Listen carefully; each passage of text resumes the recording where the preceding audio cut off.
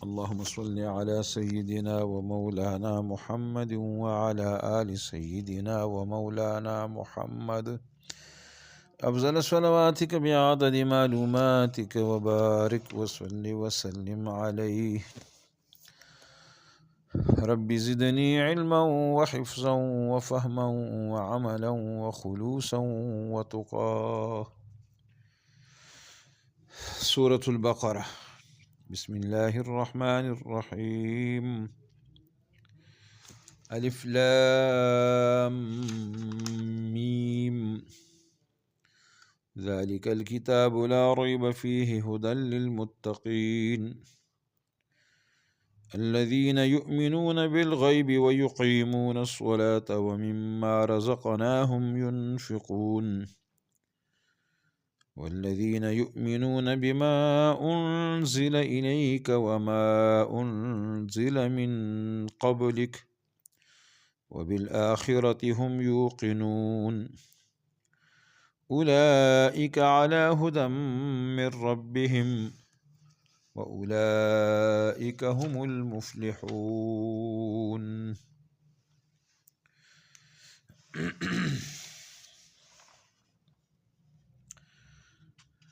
سورة البقرہ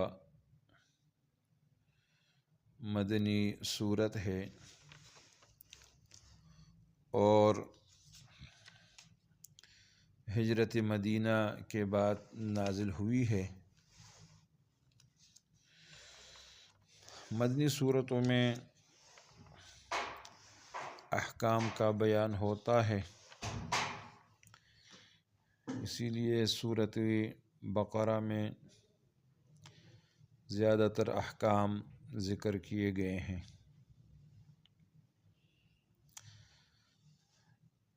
اس سورت کی بعض آیات مکہ مکرمہ میں حج کے وقت نازل ہوئی ہے، مگر وہ بھی مفسرین کی اصطلاح میں مدنی کہلاتی ہے۔ یہ قرآن کریم کی سب سے بڑی سورت ہے اور مدینہ طیبہ میں سب سے پہلے اس کا نزول ہوا۔ مختلف موقعوں پر مختلف آیتیں نازل ہوتے رہیں۔ سود کے متعلق جو آیات ہے، نبی علیہ السلام کی آخری عمر میں بعد فتح مکہ کے نازل ہوئی، اور اس کی ایک اور آیت وَاتَّقُوا يَوْمًا تُرْجَعُونَ فِيهِ إِلَى اللَّهِ، یہ سن 10 ہجری میں 10 ذی الحجہ کو مینا کے مقام پر نازل ہوئی ہے، جبکہ نبی علیہ السلام حجۃ الوداع کے فرائض ادا کرنے میں مشغول تھے۔ اس کے 80-90 دن کے بعد نبی علیہ السلام کی وفات ہوئی اور وحی کا سلسلہ ہمیشہ کے لیے ختم ہو گیا۔ سورۃ البقرہ سب سے بڑی سورت ہے، قرآن کریم کی بہت سے احکام پر مشتمل ہے۔ نبی علیہ السلام نے فرمایا کہ سورہ بقرہ کو پڑھا کرو، کیونکہ اس کا پڑھنا برکت ہے اور اس کا چھوڑنا حسرت اور بد نصیبی ہے، اور جادوگر اہل باطل اس پر قابو نہیں پا سکتے، یعنی اس کے پڑھنے والے پر کسی کا جادو نہیں چلے گا۔ اور نبی علیہ السلام نے فرمایا ہے کہ جس گھر میں سورہ بقرہ پڑھی جائے شیطان وہاں سے بھاگ جاتا ہے، اور نبی علیہ السلام نے فرمایا کہ سورہ بقرہ سنام القرآن ہے۔ سنام ہر وہ چیز کے اعلیٰ افضل حصے کو کہا جاتا ہے۔ سورہ بقرہ کی ہر آیت کے نزول کے وقت 80 فرشتے اس کے جلوے میں نازل ہوئے ہیں، اور ابو ہریرہ رضی اللہ عنہ کی حدیث ہے کہ سورت میں ایک آیت ایسی ہے جو تمام آیات قرآن میں اشرف اور افضل ہے، اور وہ آیت الکرسی ہے۔ ایک اہم وظیفہ اور عمل کی طرف اشارہ کرتا ہوں۔ حضرت عبداللہ ابن مسعود رضی اللہ عنہ نے فرمایا کہ سورہ بقرہ کی 10 آیتیں ایسی ہیں کہ اگر کوئی شخص ان کو رات میں پڑھ لے تو اس رات کو جن شیطان گھر میں داخل نہیں ہوگا، اور اس کو اور اس کے اہل اور عیال کو اس رات میں کوئی آفت، بیماری، رنج، غم وغیرہ ناگوار چیز پیش نہیں آئے گی۔ اور اگر یہ آیتیں کسی مجنون پر، دیوانے پر پڑھی جائے تو اس کو افاقہ ہو جائے گا۔ وہ 10 آیتیں کون سی ہیں؟ سورہ بقرہ کی شروع کی 4 آیتیں، الف لام میم سے مفلحون تک،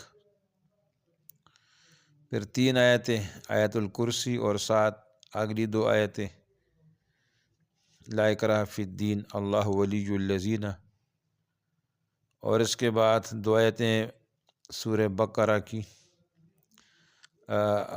سورہ بقرہ کی آخری 3 آیتیں للہ ما فی السماوات و ما فی الارض۔ تو یہ آیتیں ہیں، اس کو یاد کر لیں۔ مضامین اور مسائل کے اعتبار سے بھی سورہ بقرہ کو ایک خاص امتیاز حاصل ہے، اور ابن عربی فرماتے ہیں کہ میں نے اپنے بزرگوں سے سنا ہے کہ سورہ بقرہ میں 1000 امر، 1000 نہیں، 1000 حکمتیں، 1000 خبر اور قصے ہیں۔ اور یہی وجہ ہے کہ فاروق اعظم رضی اللہ عنہ نے جب سورہ بقرہ کو تفسیر کے ساتھ پڑھا تو اس کی تعلیم میں 12 سال خرچ ہوئے، اور عبداللہ بن عمر رضی اللہ عنہ نے یہ سورت 8 سال میں پڑھی۔ اب اس سورت کا ربط سورہ فاتحہ کے ساتھ یہ ہے کہ سورہ فاتحہ در حقیقت پورے قرآن کا خلاصہ ہے، اور اس کے بنیادی مضامین 3 ہیں۔ اللہ کی ربوبیت، اللہ کا مستحق عبادت ہونا، اس کے سوا کسی کا لائق عبادت نہ ہونا۔ تیسرے، طلب ہدایت، سورہ فاتحہ کا آخری مضمون صراط مستقیم کی ہدایت طلب کرنا ہے، اور در حقیقت پورا قرآن اس کے جواب میں ہے کہ جو شخص صراط مستقیم چاہتا ہے قرآن ہی میں ملے گا۔ اس لیے فاتحہ کے بعد پہلی سورہ بقرہ رکھی گئی، اور اس کو ذالک الکتاب سے شروع کر کے اس طرف اشارہ کر دیا کہ جس صراط مستقیم کو تم ڈھونڈتے ہو وہ یہ کتاب ہے۔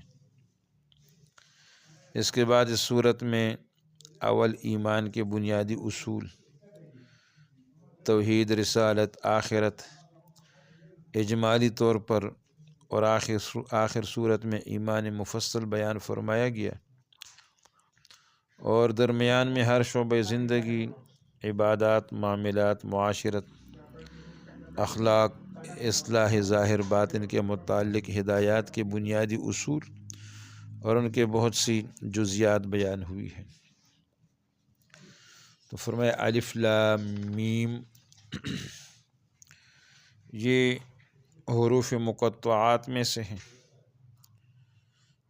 جیسے حامیم، الف لام میم صاد وغیرہ مقطعہ، ان میں سے ہر حرف جدا جدا ساکن پڑھا جاتا ہے، الف، لام اور میم۔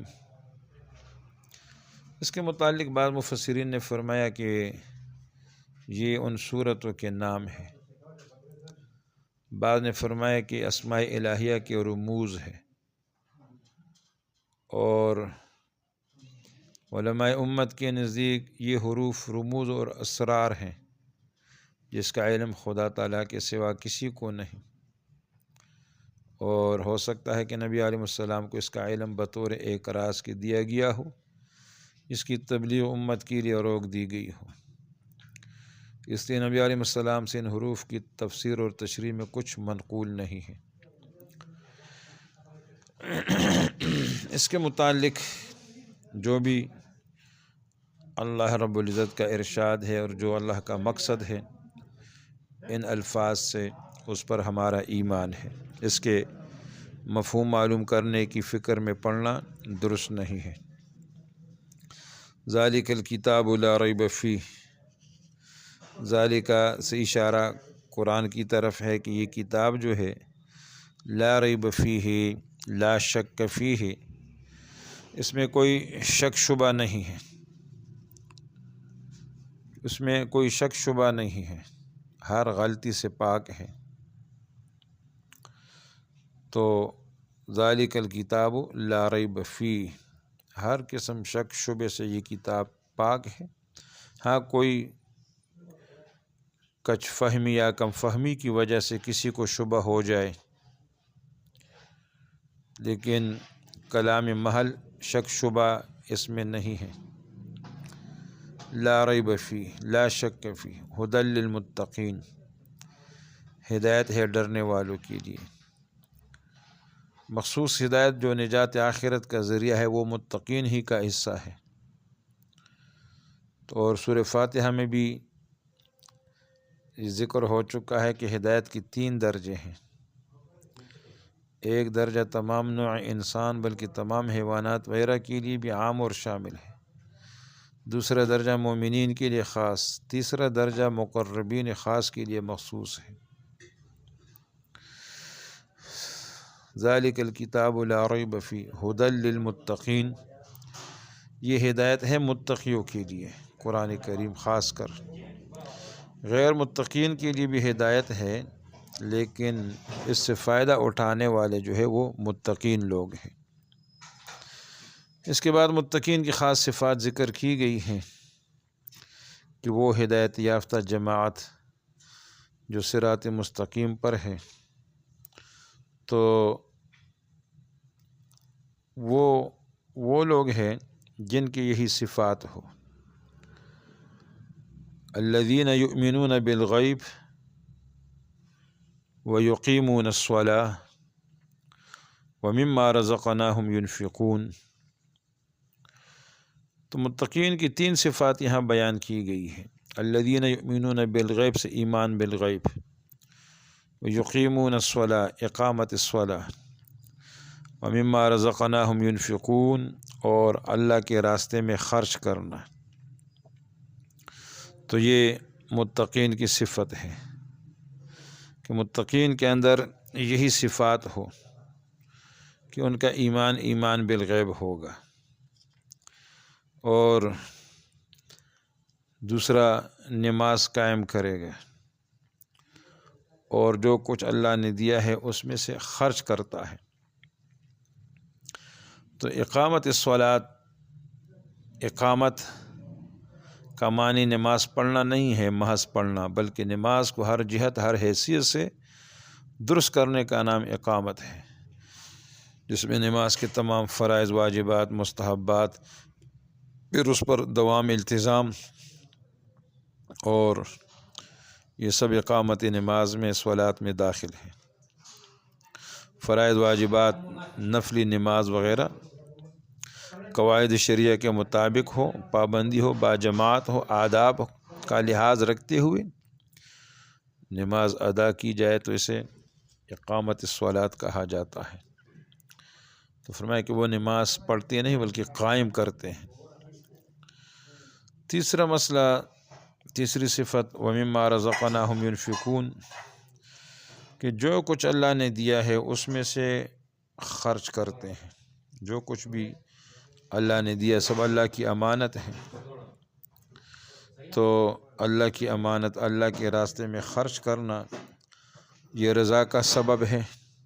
مال اللہ کا ہے، اللہ نے دیا ہے، اب اللہ کے راستے میں خرچ کیا جائے تو اس پر اجر اور ثواب ہے۔ وَمِمَّا، مِن-ما، اس کا معنی ہے کہ ہمارے دیے ہوئے مال کو بھی پورا خرچ کرنا نہیں، من-ما، اس کا کچھ حصہ خرچ کرنا چاہیے۔ تو متقین کی صفات ایمان بالغیب، اقامت الصلاۃ، اللہ کی راہ میں خرچ کرنا۔ تو نماز کی اہمیت معلوم ہو گئی کہ وہی اصل الاصول ہے، سارے اعمال کی مقبولیت کا دار و مدار ہے۔ لیکن جب ایمان کے ساتھ اعمال کا بیان کیا جائے تو ان کی فہرست طویل، فرائض واجبات کی تعداد کثیر ہے۔ وَمِمَّا رَزَقْنَاهُمْ يُنْفِقُونَ، جو کچھ اللہ نے دیا ہے اللہ کے راستے میں خرچ کرتا ہے۔ تو یہ ایمان والوں کی جو ہے صفات کا ذکر ہے۔ اگلی صفت فرمایا وَالَّذِينَ يُؤْمِنُونَ بِمَا أُنزِلَ إِلَيْكَ وَمَا أُنزِلَ مِن قَبْلِكَ، متقین ایسے ہیں کہ ایمان رکھتے ہیں اس کتاب پر بھی جو نبی علیہ السلام کو فرمایا کہ آپ کی طرف جو اتاری گئی، وَمَا أُنزِلَ مِن قَبْلِكَ، اور ان کتابوں پر بھی جو آپ سے پہلے اتاری جا چکی ہیں، پہلی کتابیں، تو اس پر بھی ایمان، وَبِالْآخِرَةِ هُمْ يُوقِنُونَ، اور آخرت پر بھی ایمان رکھتے ہیں۔ تو اس آیت میں متقین کی باقی صفات کا بیان ہے۔